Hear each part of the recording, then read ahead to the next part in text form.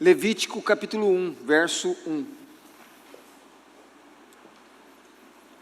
Vamos ficar aí algumas semanas expondo o livro de Levítico. Diz assim a palavra de Deus.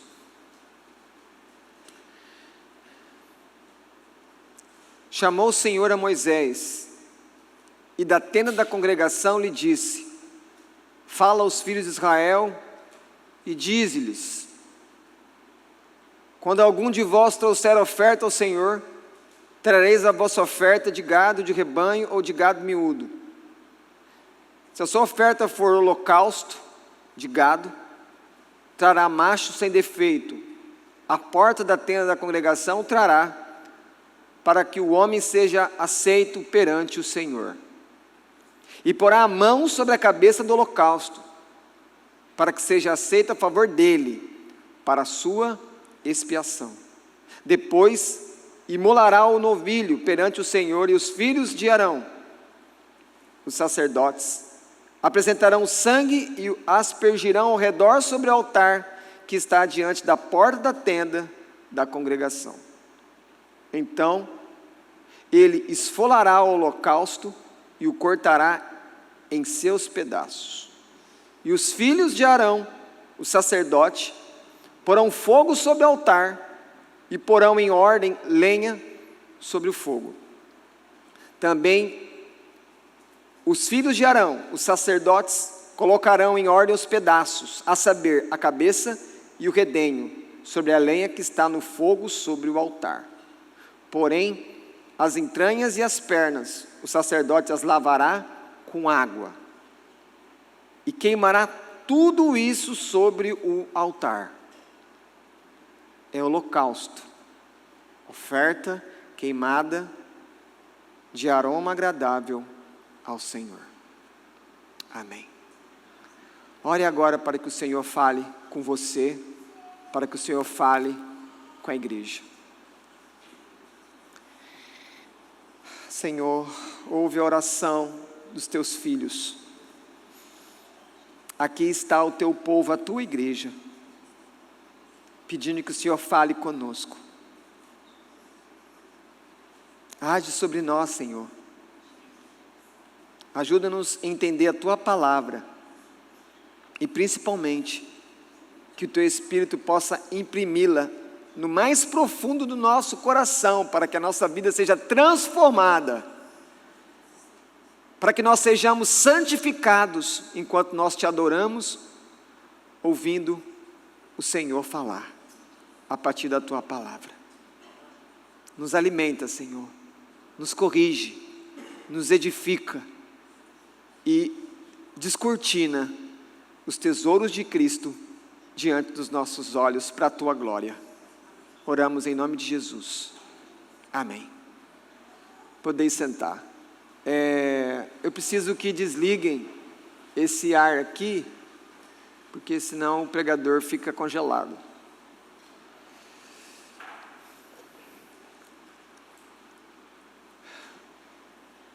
Provavelmente,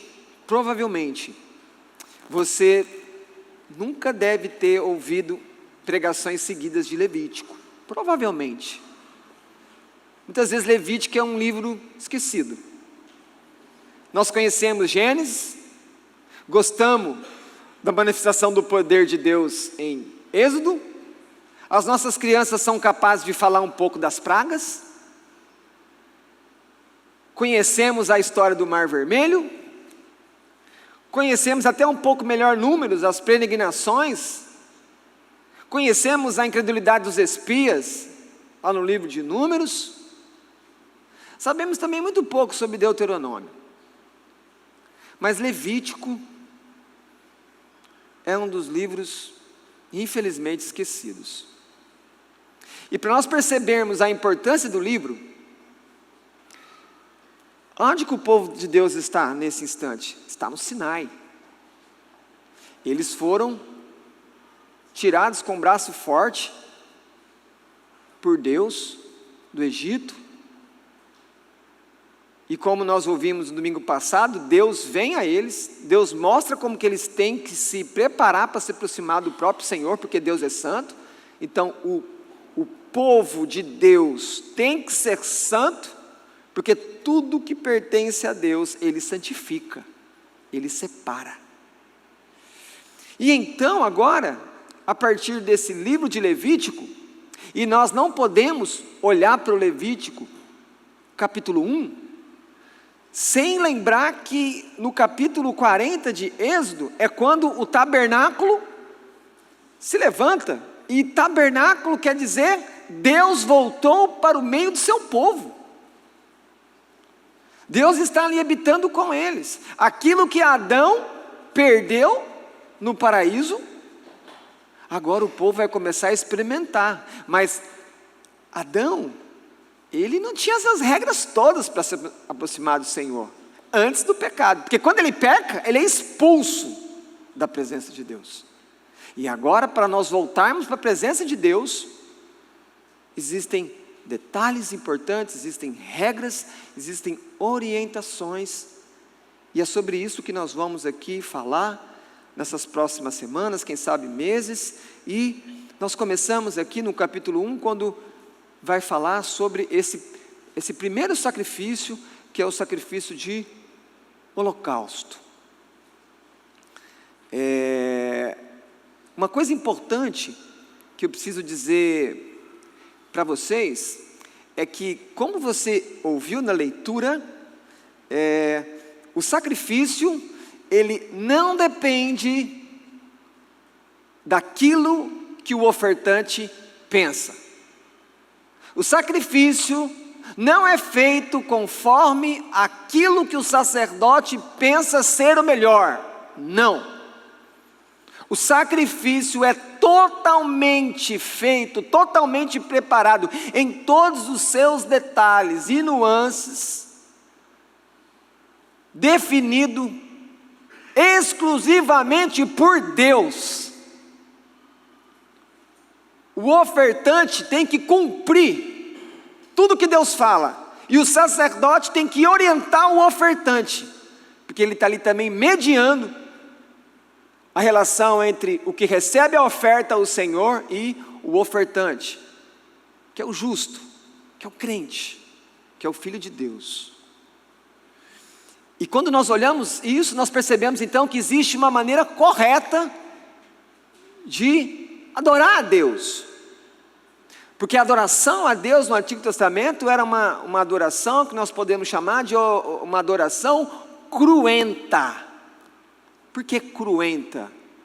Era feita por meio de pedaços de animais, de aves. Então, aquilo vinha com sangue, aquilo tinha que ser cortado, o sangue tinha que ser retirado. Então, era algo que sujava eles, e tinha todo um ritual que tinha que ser seguido. Mas Deus está mostrando a maneira pela qual Ele vai aceitar a adoração que é feita no final para Ele. E aqui eu preciso já lembrar uma coisa importante que muitos no nosso tempo se esquecem. A adoração diz respeito a Deus.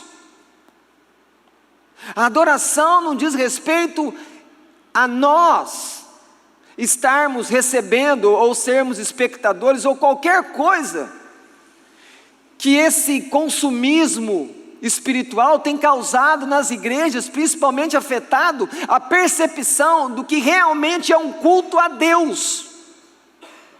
E Levítico então é esse livro dado por Deus para orientar Israel, mas também nos orienta hoje, que existe uma maneira de se achegar a Deus, uma maneira de se comportar no culto, de prestar o culto, de ter reverência, de honrar a Deus, porque o culto é para Ele, tudo para Ele, tudo que acontece aqui, nesse exato momento, tem que ser feito para Ele, não é para você, não é para mais ninguém, não importa o que as pessoas pensam lá fora, tudo o que você faz agora, é para Ele, somente para Ele, e é isso que Deus está ensinando para o povo. Deus vai incutir isso na cabeça do povo. O holocausto, ele era o sacrifício mais sagrado, mas nós temos mais 5 sacrifícios. Se você olhar para a Escritura, eu peço que você acompanhe comigo, é muito didático. O capítulo 1, ele tem um nome lá em cima geralmente, lembrando que esses nomes, eles não são inspirados, tá? Eles foram colocados aqui. Não é uma coisa que o Espírito Santo falou, holocaustos, não. A inspiração começa, chamou o Senhor, aqui que está a inspiração, tá? Mas o capítulo 1 nós vemos, holocaustos, é o primeiro sacrifício. Aí você vai para Levítico 2, oferta de manjares, é o segundo sacrifício. Aí você chega em Levítico 3, sacrifícios pacíficos, está percebendo? Aí depois você vai entrar em sacrifícios pelo pecado, tá? No capítulo 5, e depois você vai para o capítulo 4, o 5, você vai caminhando para os sacrifícios pelo pecado e sacrifícios pela culpa. Os 3 primeiros sacrifícios, tá? Que é o capítulo 1, 2, 3 de Levítico, nós vamos classificar eles como os sacrifícios voluntários. E os 2 últimos são obrigatórios. Oferta pelo pecado e oferta pela culpa são obrigatórios. Então aqui já tem uma coisa importante para você.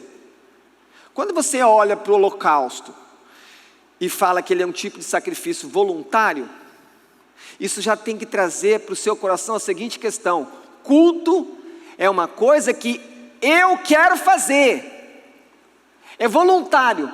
Toda vez que você vem ao culto, porque alguém está mandando, aquilo já não é mais culto. Por quê? Porque o coração já vem errado para o Senhor. Então às vezes pode-se fazer tudo aquilo que é visível como culto, mas visível aos olhos de quem? Dos homens. Mas Deus sonda o coração e sabe que ali não tem um coração de verdade posicionado para cultuar Ele. E vocês vão ver o que acontece quando o meu coração chega errado no culto. Esse capítulo 1 é muito didático para entender isso. Nesse sacrifício do holocausto, e é lógico quando fala holocausto, onde que você ouve esse nome holocausto?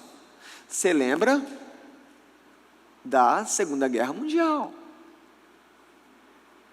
quando os judeus foram perseguidos pelos nazistas, e eles iam para as câmaras de gás, e lá eles eram mortos, numa espécie de holocausto.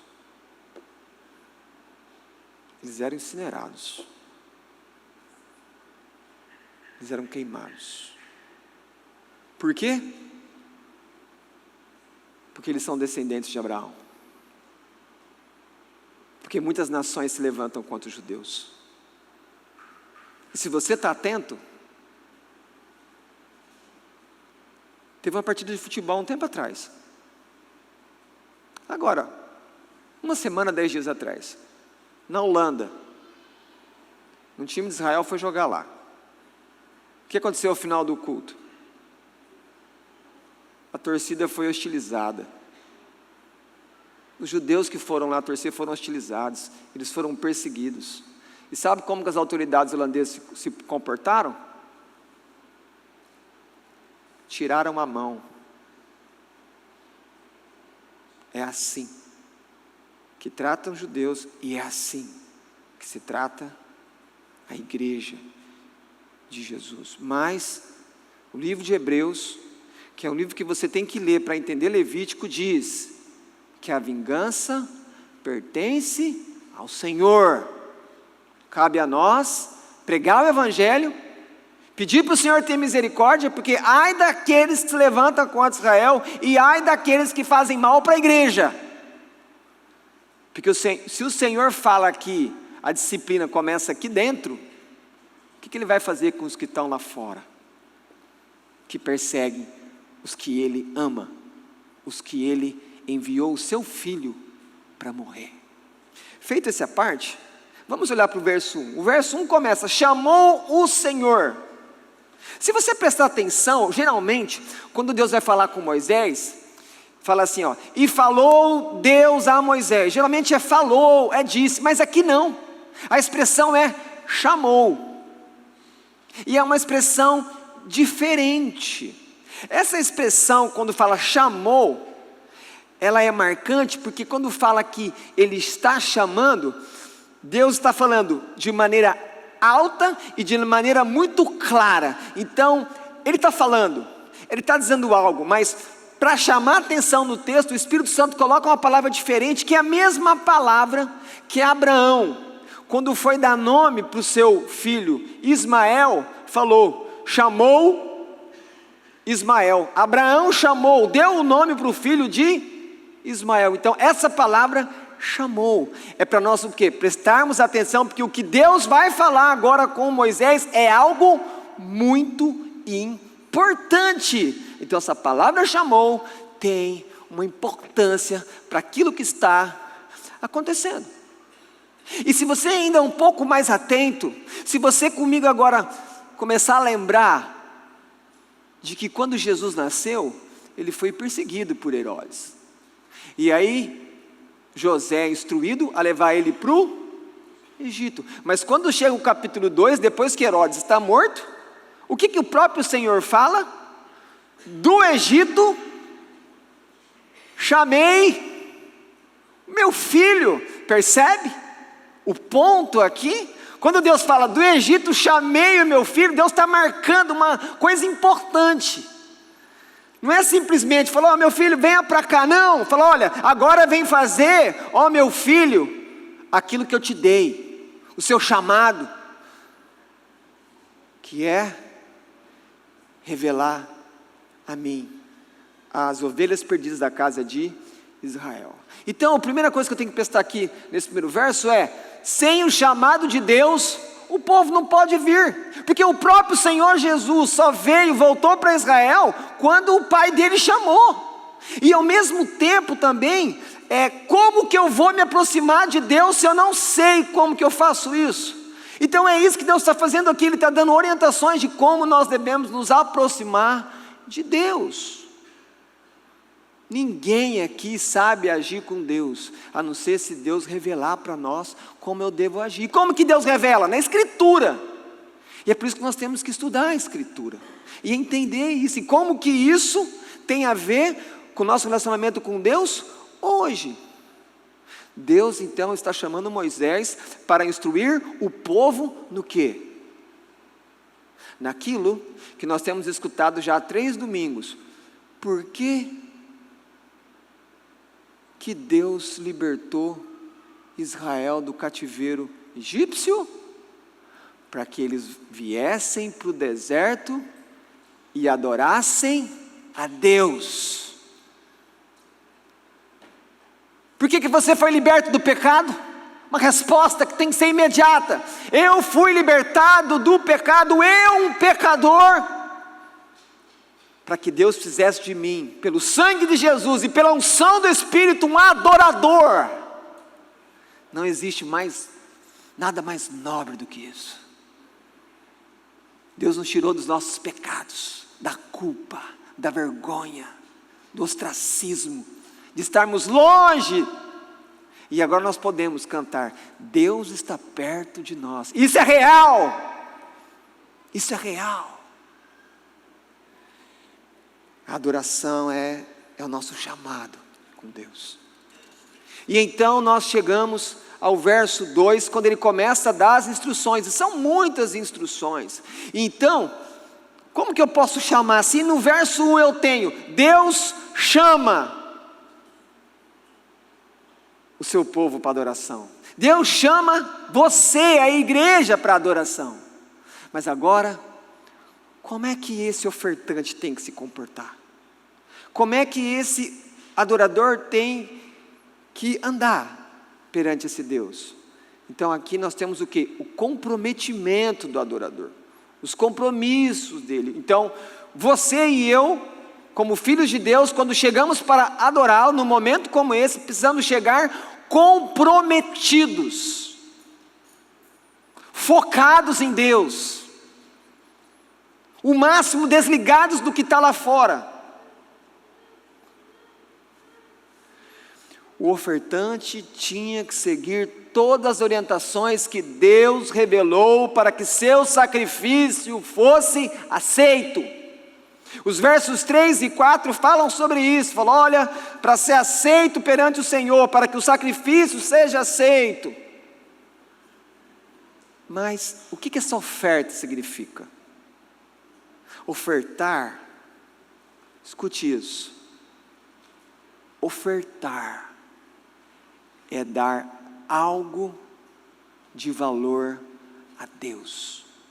Ofertar é dar algo que te custe alguma coisa. Se você der alguma coisa para Deus que não te custe nada, isso não é uma oferta, não segundo a Escritura. Por isso que toda vez quando eu chego diante de Deus para dar alguma coisa que está sobrando, aquilo não me custa nada, então isso não é uma oferta a Deus. O que Davi falou sobre isso? Não vou oferecer a Deus algo que não me custe nada. E eu estou falando de alguém que é uma referência como adorador, de alguém que é chamado na Escritura como homem segundo o coração de Deus, apesar de todos os seus pecados, apesar de ter sido proibido pelo próprio Deus de construir o templo, que era o desejo do coração dele, porque ele era um adorador. Deus fala para ele, suas mãos são sujas de sangue, Davi, mas o teu filho, o Shalom, Moisés, ele vai ter o privilégio. Mas eu vou dar as plantas para você, e eu vou receber o teu ouro, eu vou receber a tua prata, eu vou receber todas as suas ofertas, meu filho. Mas é o seu filho, Salomão, que vai me fazer um santuário.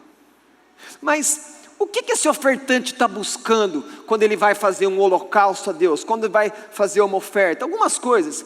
Como eu já disse, os versos 3 e 4, quando você vai fazer uma oferta a Deus, quando esse ofertante esse israelita ia até a tenda da congregação, que era um lugar onde ficava a presença de Deus, quando ele chegava lá, ele tinha algo. Olha comigo o texto, olha o verso 3.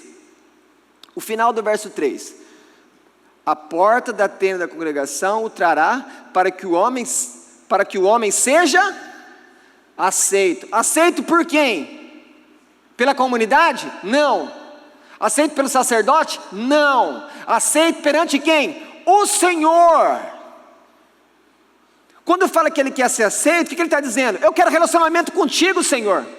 Eu quero andar em paz contigo, Senhor, mas eu sei que eu tenho pecado, Senhor, por isso que eu preciso trazer uma oferta, Senhor. Então já tem um segundo motivo, ele vai também fazer essa oferta, porque ele sabe que ele é um pecador, então ele precisa oferecer uma oferta ali, para expiar o pecado dele, para cobrir o pecado dele, para buscar reconciliação com Deus. Deus é santo, e ele é um pecador. Então a oferta, ele vai nesse momento porque ele quer ter paz com Deus. Ele faz aquilo também, ele faz um holocausto porque ele quer reconhecer que tudo que acontece de bom na vida dele é por causa de Deus. Então o holocausto também é prestado como um fato de ações de graça. Por exemplo, nós deveríamos ter um hábito santo de toda vez que algo muito bom, extraordinário, às vezes somos promovidos, às vezes recebemos uma grande cura, às vezes o filho nosso entra numa faculdade difícil, o que nós deveríamos fazer? Nós deveríamos fazer uma festa, nós deveríamos comprar carnes boas, carnes gordas, bebidas doces, né? Porque às vezes as fermentadas dão trabalho, e chamar os amigos, chamar os familiares, e agradecer a Deus e falar, vamos comer, vamos beber, vamos nos alegrar, porque o Senhor se lembrou de nós. Então quando acontecia isso na vida israelita, ele ia lá e falou, sacerdote, aconteceu uma bênção na minha casa e eu quero aqui prestar um culto a Deus. Você tem que fazer isso. Uma outra coisa, o ofertante, quando ele estava ali, ele chegava com aquele animal. Às vezes ele puxava o animal, se fosse muito pequeno ele podia trazer, às vezes nos próprios braços, mas ele estava ali, o coração dele falava, Senhor, eu estou aqui prestando essa oferta, mas Senhor, eu vou dar um animal, mas Senhor, esse animal me representa, Senhor, eu estou me consagrando a Ti, Senhor, eu sou Teu. Você não pode vir adorar o Senhor sem essa convicção: eu sou de Deus e Ele é meu. Porque adoração é relacionamento. Nós adoramos e Deus recebe. Deus aspira a adoração de cada um de nós. Então, fazer uma oferta é se consagrar a Deus. E isso tem que encher o seu coração. Porque se nós nos consagramos, é porque então nós temos entendimento de quem nós somos. Nós não somos como o mundo que tem crise de identidade. Eu sei quem eu sou. Eu sou do Senhor. O Espírito está sobre mim. Cristo é meu Senhor. Tudo que Ele conquistou na cruz é herança nossa. O Apocalipse final, os capítulos finais dizem que Deus vai triunfar sobre todos os seus inimigos. Então eu pertenço a esse reino de alegria, de vitória. Voltando a falar sobre essa questão dele ir até Deus por causa do pecado. Quando vocês podem até voltar comigo aí, Gênesis 8, 21, pode voltar comigo rapidinho, segura aí, Levítico 1, volta em Gênesis 8, 21, olha o que acontece aqui com Noé.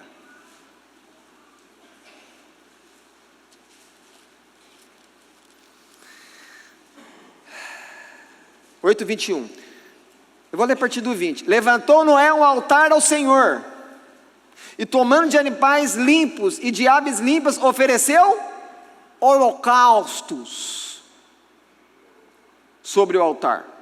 E o Senhor aspirou o suave cheiro, e disse consigo mesmo: não tornarei a amaldiçoar a terra por causa do homem. Depois que Deus recebeu o holocausto, o sacrifício, onde Ele queimou animais, e queimou, como diz o texto aqui, essas aves, e quando você vê que fala que são aves limpas, você percebe que Noé tinha um discernimento, tinha uma direção, que tipo de ave, que tipo de animal que ele podia oferecer, exatamente como está em Levítico 1. O que acontece depois que ele faz o holocausto? Deus se volta de maneira favorável e falou assim: olha, eu gostei desse sacrifício, eu recebo, Noé, o seu sacrifício. E Noé, naquele momento, quando ele faz esse sacrifício, esse holocausto, o que Deus vai falar aqui vai atingir toda a humanidade, porque diz, o final do verso 21, nem tornarei a ferir todo vivente como fiz. Olha o verso 22, enquanto durar a terra, não deixará de haver sementeira e ceifa, frio, calor, verão, inverno, dia e noite. As pessoas, os ambientalistas, o Greenpeace, podem falar o que quiser, mas a Escritura diz que até o final vai ter as 4 estações, então vai ter frio, vai ter calor, está tudo aqui. Por quê? Porque um homem chegou diante de Deus, ofereceu um sacrifício, e ele foi aceito. Deus recebeu a adoração de Noé. E por que Noé fez isso? Porque ele sabia que ele ia pecar. Ele sabia que os seus filhos iam pecar, então ele já ofereceu. Então, quando eles faziam esse pecado, esse sacrifício de holocausto, o que o ofertante está dizendo para Deus? Fala: Deus, eu sei que quando eu sair lá fora da tenda, eu vou fazer errado de novo, mas Senhor, eu quero ter um relacionamento com o Senhor, eu não quero viver toda hora com medo, eu quero saber que eu sou bem-vindo na Tua presença. Então, Senhor, eu já estou aqui oferecendo um sacrifício, para a gente poder continuar tendo relacionamento, Senhor. Eu quero ter paz contigo, Senhor. Eu quero poder orar e ter resposta. Por isso que fazia isso. Já parou para pensar que pode ser que muitas vezes nós não recebemos respostas de coisas justas, de pedidos sinceros, porque a nossa adoração não é pungente para Deus? Porque Deus pode estar rejeitando a nossa oração, e aí isso acaba implicando até nas minhas orações também, implica tudo no meu relacionamento com Ele. Uma adoração xoxa vai gerar oração descompromissada. sem intensidade de busca. Essa questão que eu falei de fazer o sacrifício de holocausto por pecados, o que tem escrito lá no comecinho do livro de Jó? O que Jó fazia pelos seus filhos? Ele fazia holocaustos por todos os filhos, e ele dizia assim: talvez tenham pecado os meus filhos contra o Senhor. Talvez, é lógico que eles pecavam, mas ele já antecipava para: Senhor, eu estou trazendo aqui um holocausto, Senhor, diante de Ti, porque os meus filhos, Senhor, eles vão pecar contra o Senhor, mas Senhor, quando eles pecar contra Ti, lembra que eu prestei um sacrifício, reconhecendo a Tua santidade, e Senhor, por favor, não castiga meus filhos, tem misericórdia dos meus filhos, porque era um sentido também dele fazer o sacrifício, porque o pecado que não é confessado, o pecado que não é levado a Deus para ser perdoado, ele vai trazer a ira, ele vai trazer o castigo. Então Jó já se antecipava em favor dos seus filhos. Prestar sacrifício a Deus demonstrava publicamente a fé em Deus. Quem estava lá no arraial e nunca ia fazer os sacrifícios voluntários, o que todo mundo sabia?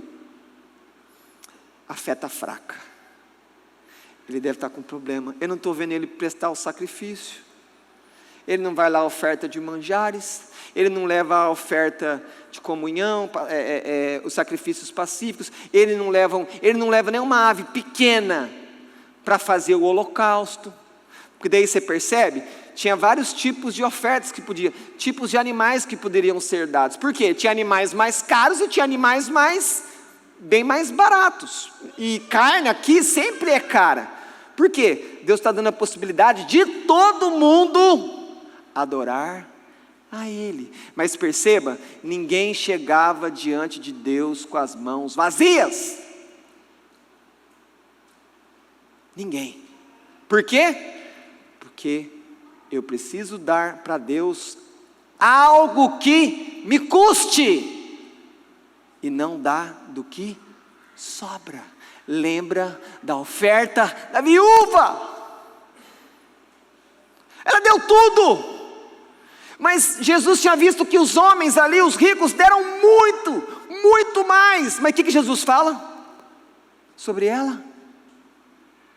Ela adorou a Deus, porque ela não deu apenas as moedas, ela deu a vida dela, ela confiou no Senhor.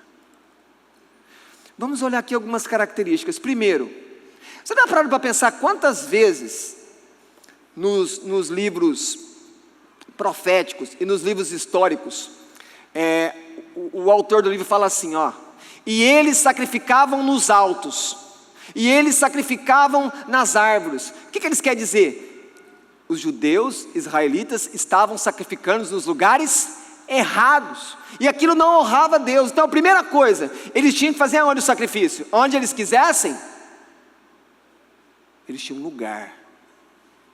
Então percebam, assim como nós temos um lugar que nós nos reunimos para prestar culto a Deus, nós temos um lugar, nós temos os dias e nós temos os horários estabelecidos, e nós nos encontramos para prestar culto a Deus. Eles faziam isso na tenda da congregação, porque a presença de Deus estava ali. Você não pode vir para cá sem ter uma expectativa. Eu vou encontrar com Deus, porque o ofertante, quando ia para lá, ele sabia, Deus está ali. A arca da aliança ficava ali, as 2 tábuas das leis estavam lá. Eu não posso vir para o culto sem expectativa de me encontrar com Deus, porque a adoração é encontrar com Deus, porque senão você entra e sai sem mudança nenhuma, e isso acontece.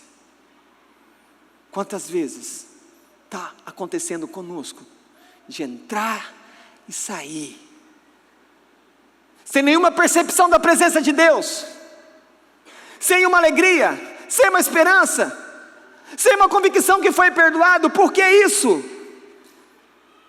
Porque não está buscando a presença de Deus, não está entendendo o que está fazendo.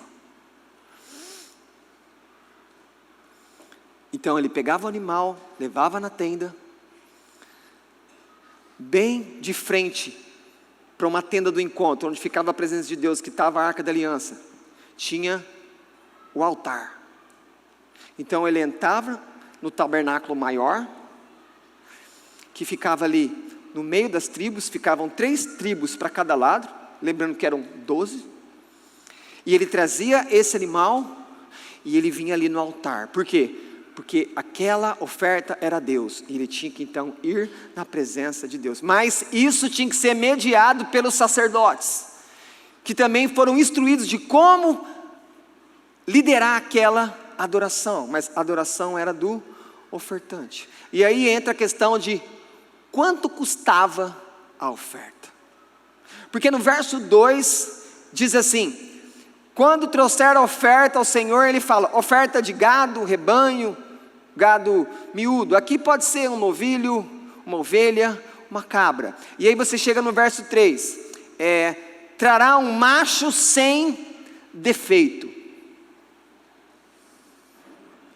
Quando ele fala esses tipos de animais, você sabe o que está aqui proibido, que não está escrito? Nenhum israelita poderia sair no deserto, caçar um animal, trazer e falar, Senhor, está aqui a minha oferta. Por quê? Porque quando eles faziam isso, eles pegavam de algo que estava livre e aquilo não custava nada. Eles não poderiam trazer animal selvagem. Aquilo tinha que custar alguma coisa para eles. Eles tinham que pagar. Ou eles tinham que pegar do rebanho dele e levar diante do Senhor.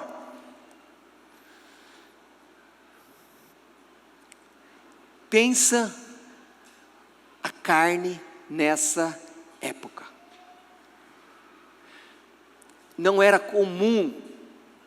Quando é que eles comiam carne? Eles comiam carne quando tinha alguma celebração da comunidade para festejar alguma coisa, e aí eles faziam. Não é como hoje que a gente liga para o outro e fala, vamos fazer um churrasquinho? Traz 1 quilo, faz isso, tal. Não! Nessa época aqui, comer carne era uma coisa muito cara. Então, o que isso fala para você sobre o valor da oferta?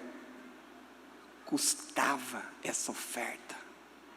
Não era uma coisa que não ia ter um custo financeiro, monetário para a vida do ofertante. E nós perdemos esse sentido da oferta. Nós perdemos isso.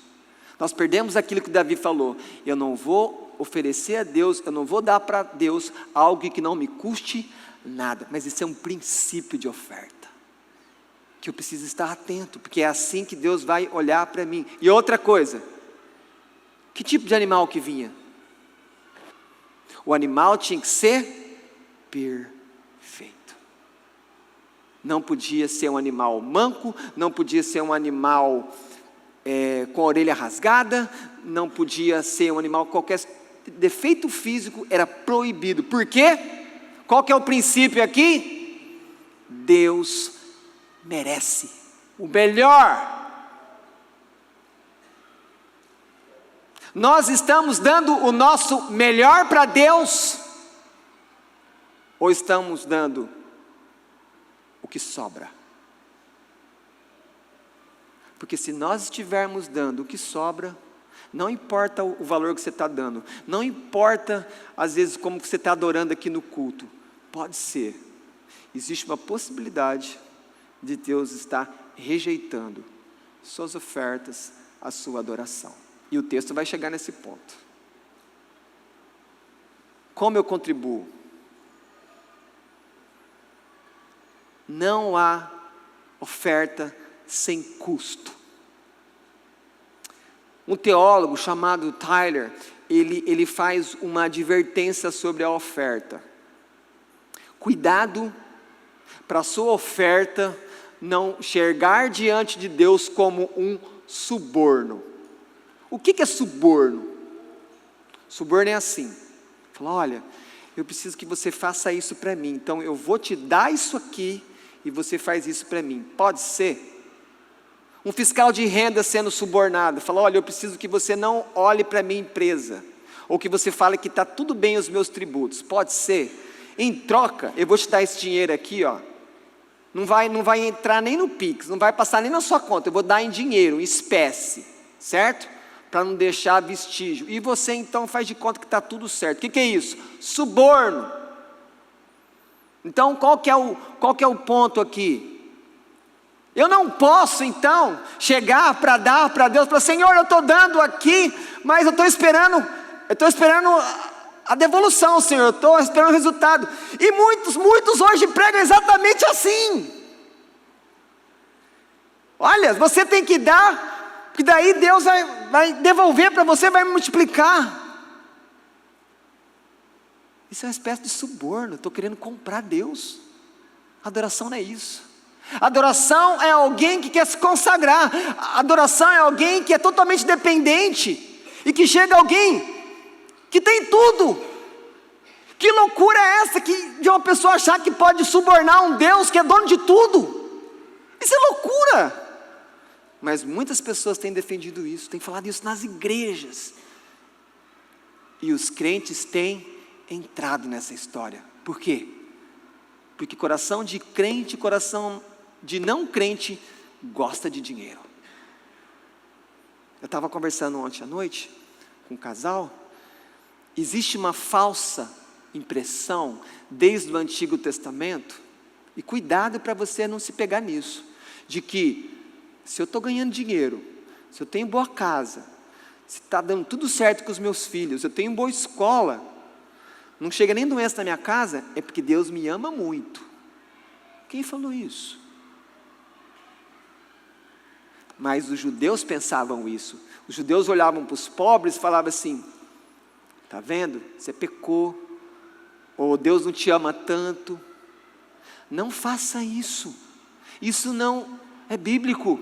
Isso jamais foi falado por Deus. Mas esse tipo de pensamento, ele parece que coloca ainda mais lenha nessa fogueira da teologia da prosperidade, que as pessoas buscam a Deus por causa das coisas. Eu quero Deus porque Ele é a melhor coisa que existe. Eu não tenho nada maior que satisfaça a minha alma, porque a sua alma muitas vezes é insaciável, ela não se cansa. Mas o pecado mata. Mas quando encontramos a Deus, encontramos tudo, paz, segurança, e a gente para de ficar desesperado. Olha como você tem contribuído na casa de Deus. Cuidado para não estar subornando o Senhor. E quando eu não dou o melhor para Deus, nas minhas contribuições, eu vou cair naquilo que Malaquias escreveu. Deus falando: vocês estão oferecendo sobre o meu altar um pão imundo? Aí ele fala: a mesa do Senhor é desprezível? Aí ele fala: aceitaria eu isso da vossa mão? O que tem aqui? As pessoas estão oferecendo qualquer coisa para Deus, não estão dando o melhor, e as pessoas estão sendo rejeitadas por Deus. Esse é o texto. Mas chegamos no verso 4. O que acontece no verso 4? Olha o texto. Você pega o animal, chega com o animal, o que você faz com o animal? Você pega o animal diante do sacerdote e você põe a mão. Você põe a mão na cabeça dele. O que isso quer dizer? Bom, se eu estou chegando para prestar aquela oferta a Deus, põe a mão naquele animal, estou dizendo: sacerdote, esse animal é meu, é minha oferta. Primeira coisa. Segunda coisa, Deus, esse animal é meu substituto. Eu deveria estar pagando o preço dos meus pecados, mas o Senhor me deu esse escape, então eu posso chegar com esse animal diante do Senhor. Então aquilo que era para mim, esse animal recebe. Ou seja, o animal é um substituto. Em terceiro lugar, e aqui existe uma controvérsia, alguns falam que sim, outros falam que não, tá? Que quando o ofertante colocava a mão na cabeça do animal, ele estava ali transferindo a culpa dos pecados para o animal, porque o animal ia morrer por causa da culpa do ofertante. tá? Mas esse terceiro ponto, ele é um pouco polêmico, não existe assim uma harmonia total, tá? E então nós chegamos na questão de ser aceito ou não. Como eu falei para vocês, o que o ofertante queria? Ele queria ser aceito por Deus, ele queria que Deus ficasse contente com ele. Não é isso que você deseja? Como que você quer que Deus olhe para você? Você quer que Deus olhe para a sua vida e Deus se sinta feliz com a sua vida, contente com você. Para Senhor, eu quero que a minha vida seja agradável aos teus olhos. Só que os versos 3 e 4 falam que ele estava buscando ser aceito. Lembre-se, manter um relacionamento com Deus, ter paz com Deus. Mas, olha o que diz Oséias 8,13: amam o sacrifício, por isso sacrificam, pois gostam de carne e a comem, mas o Senhor não as aceita. O Senhor rejeitava o holocausto. O Senhor não aceitava o sacrifício deles. Qual que é a aplicação? A adoração tem que vir do coração. Não basta você simplesmente estar aqui. Não basta simplesmente você sentar, levantar. Não basta. Você tem que vir com um coração que se coloca diante de Deus. E aí, eu vou lembrar de um salmo muito famoso, escrito por Davi, por causa do pecado dele de adultério e de assassinato contra Urias e o adultério com Batseba, quando ele diz assim: sacrifícios agradáveis a Deus são o espírito quebrantado, coração compungido e contrito, não desprezarás a Deus. Então te agradarás dos sacrifícios de justiça, dos holocaustos e das ofertas queimadas, e sobre o teu altar se oferecerão novilhos. Qual que é o ponto aqui? Quando eu chego aqui para adorar Deus, Deus vai olhar diretamente para o meu coração. Como que eu estou chegando? Eu estou chegando quebrantado. Vamos supor que quarta-feira você teve um pecado terrível contra Deus. Vamos supor que essa semana você foi totalmente insensível com Deus. Como é que você chega? Se você chegar indiferente, Deus vai rejeitar a sua adoração. Eu tenho que chegar quebrantado e falar: Deus, minha semana foi terrível. Por quê, meu filho? Porque eu não te busquei. Porque eu sou pai, eu não ensinei a palavra para os meus filhos. Porque eu sou marido, e eu não ensinei a palavra para minha esposa. Eu não orei com a minha esposa. Senhor, eu estou um traste. Como é que a gente chega? Como é que Deus vai aceitar uma adoração que tem que ser sincera? Quando eu não chego quebrantado, quando eu não chego reconhecendo como eu estou espiritualmente diante de Deus que sonda tudo. Se você não preparar o teu coração, a sua adoração vai ser superficial, não vai ser em verdade, não vai ser no espírito, e Deus não recebe. Você veio no culto, mas não teve adoração sua para Deus. Essa é a verdade. Por isso que o Senhor está nos advertindo, o Senhor está nos ensinando. Na sua oferta, o que está em suas mãos vem junto com o seu coração. O que aconteceu com Caim? Ele trouxe uma oferta. Deus aceitou ele? Não, Deus rejeitou por duas coisas. Provavelmente porque a oferta não era como Deus queria, e segundo, porque o coração dele estava cheio de maldade, ele foi rejeitado por Deus. Então às vezes a pessoa está aqui adorando a Deus, ela está até se esforçando para cantar, ela está escutando com atenção, mas ela está aqui maquinando o mal que ela vai fazer amanhã. Às vezes a pessoa é casada, está pensando no encontro secreto, espúrio, malvado que ela quer fazer. Como é que Deus vai receber a adoração de uma pessoa dessa? Isso é uma blasfêmia contra Deus. Eu estou aqui pensando na maldade que eu vou fazer depois. Deus não vai receber a adoração. Deus não vai escutar a oração dessa pessoa.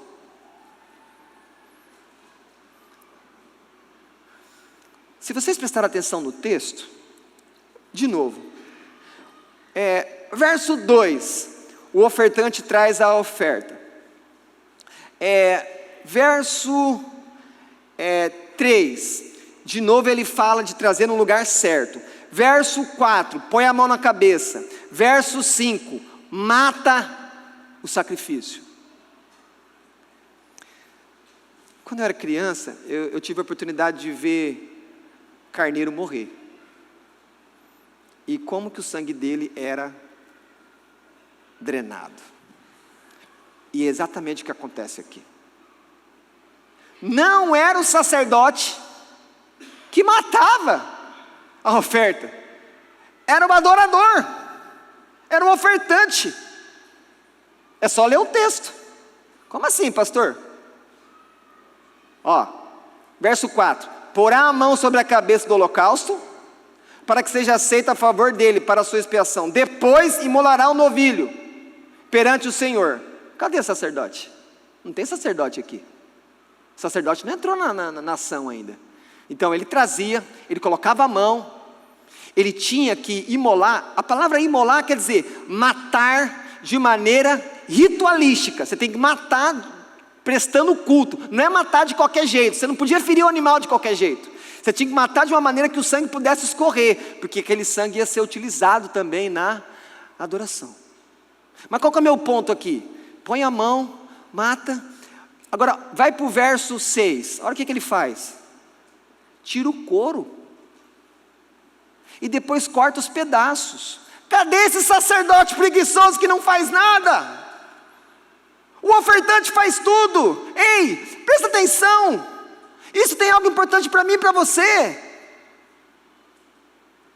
Vocês estão vendo que na verdadeira adoração, qual que é a atitude do adorador, do ofertante? Toda hora ele está ativo. Então presta atenção.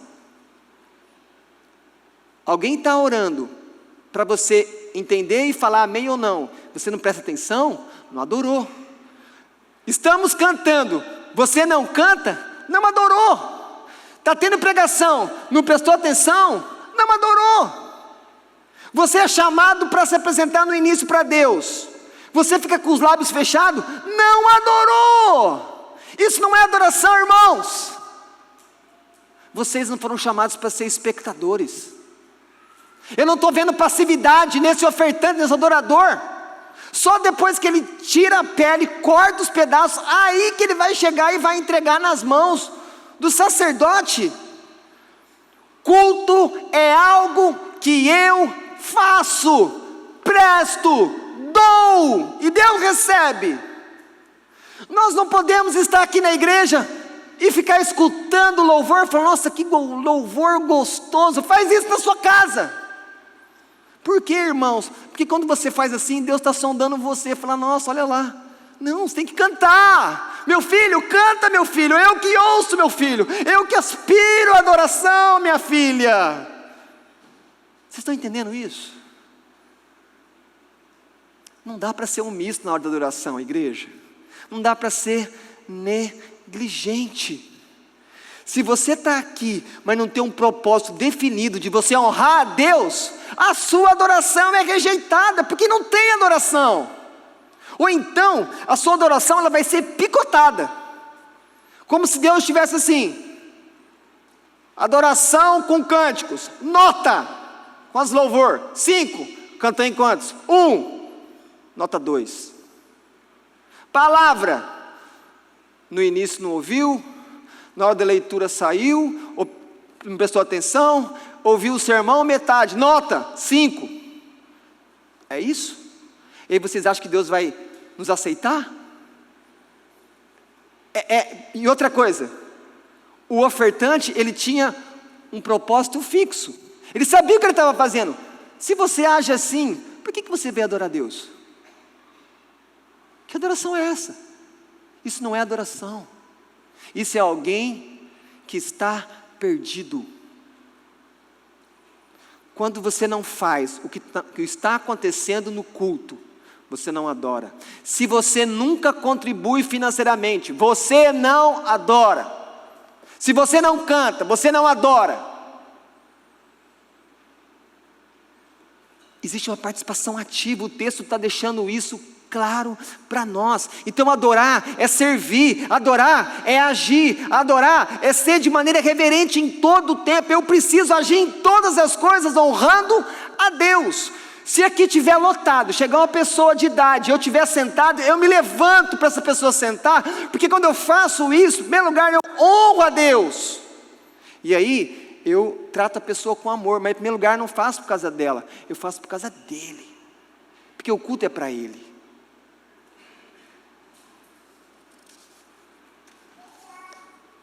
O sangue era recolhido, e esse sangue? O sangue era todo do Senhor. O sangue era recolhido, alguma parte do sangue aspergia no pecador, sabe assim? Gotas. Olha aí o seu pecado, pecador, olha aí, ofertante. Aspergia. O resto do sangue ia na lateral do altar, passava aqui, não colocava sangue em cima do altar. E aquele sangue era do Senhor. Por quê? Porque sangue simboliza vida. E toda a vida pertence ao Senhor, toda a vida é sagrada. Por isso que os 10 mandamentos diz: não matarás, porque essa vida é minha. O sangue era do Senhor. E a gente faz isso toda a ceia. Quando você olhar para o sangue na ceia, lembra: esse aqui é a vida de Jesus que foi dada por mim. Jesus entregou a vida dele ao Pai, por perdão dos meus pecados.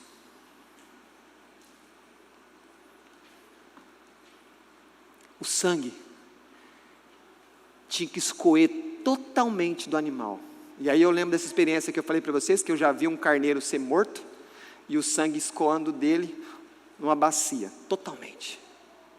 Todo o sangue era para Deus. Por quê?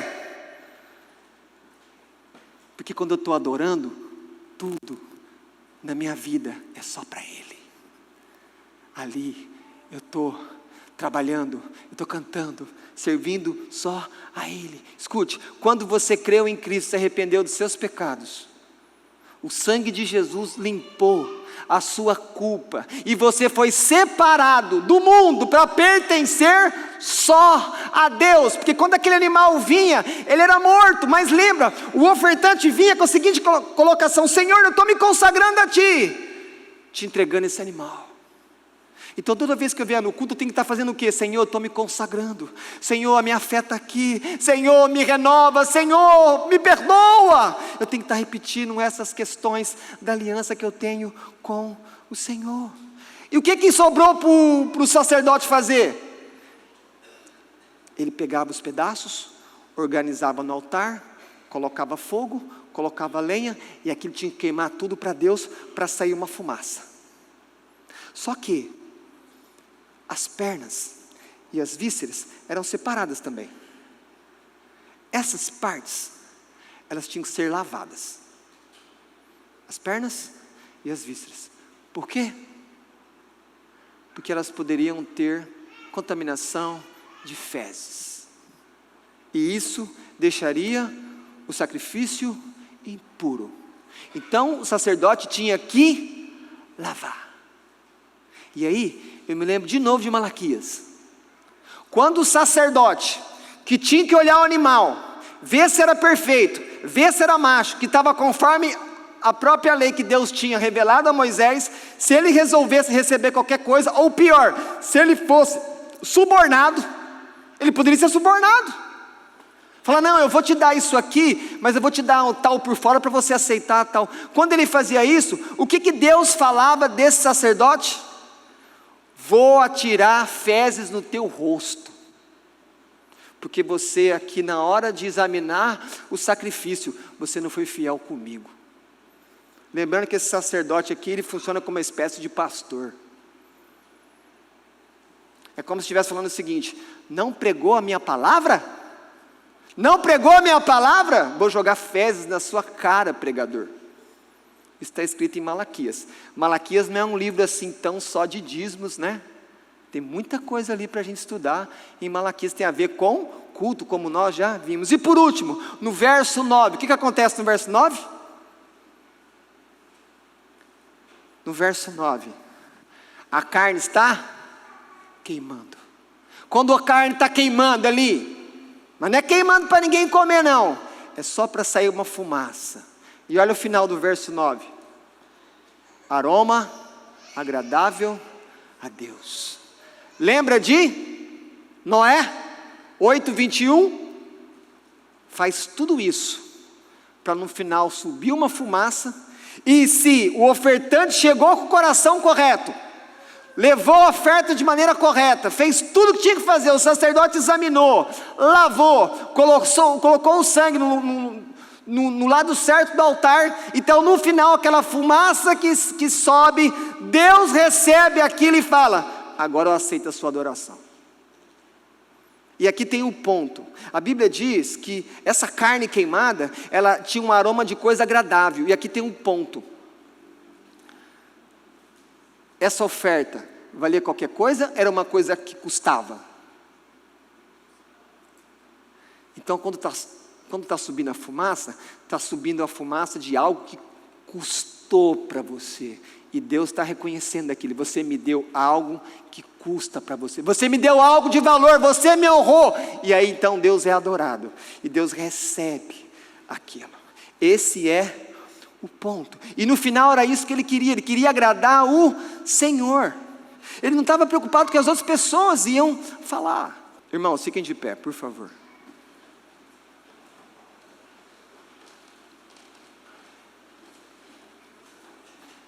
Uma aplicação final a vocês.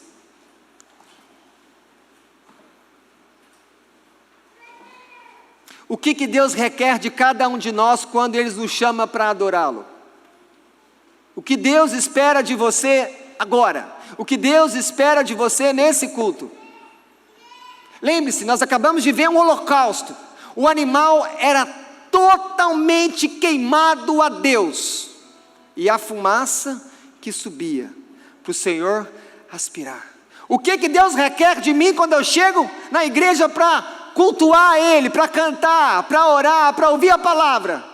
Eu preciso chegar aqui nesse mesmo sentido desse animal que é totalmente queimado. Eu preciso me dedicar totalmente a Deus. Eu não posso chegar aqui separado, com a mente para um lugar, com o corpo com o outro. Não, eu tenho que chegar inteiro para Deus. Porque Paulo falou que todas as coisas são para Ele.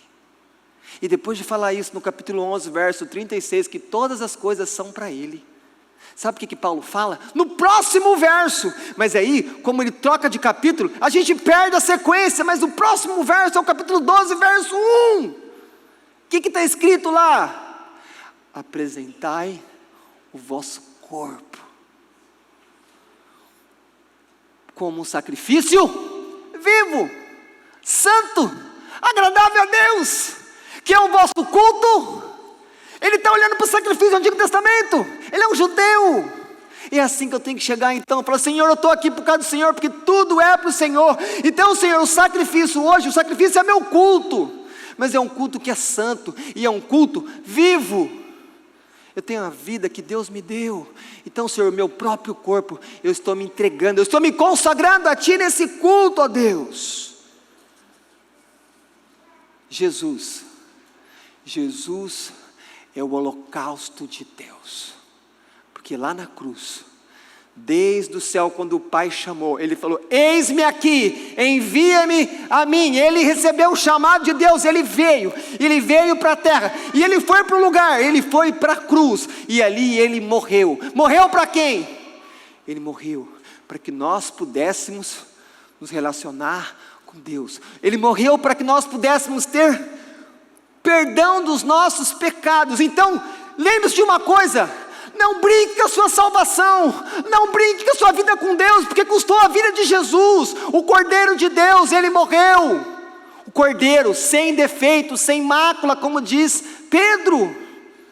A sua salvação custou a vida do Filho de Deus. Não despreze isso. Preste um culto agradável a Deus. Não chegue aqui de qualquer jeito. Jesus não fez nada pela igreja de qualquer jeito. Jesus se entregou totalmente por nós. E lembre-se, o sangue dele foi derramado na cruz. E alguém pode me perguntar, como ofertante, queria saber. O ofertante queria que o sacrifício fosse aceito, ok? Ele queria ser aceito por Deus. o sacrifício de Jesus foi aceito, porque num domingo como hoje, ao terceiro dia, Ele ressuscitou dos mortos. Deus aceitou o sacrifício do seu Filho, por isso, por causa desse Cordeiro, que foi o holocausto de Deus, por isso que todo aquele que crê em Jesus Cristo é salvo. Mas todo aquele que não crê em Jesus, e no sacrifício que Ele fez, está condenado. Lembre-se, tudo para Ele.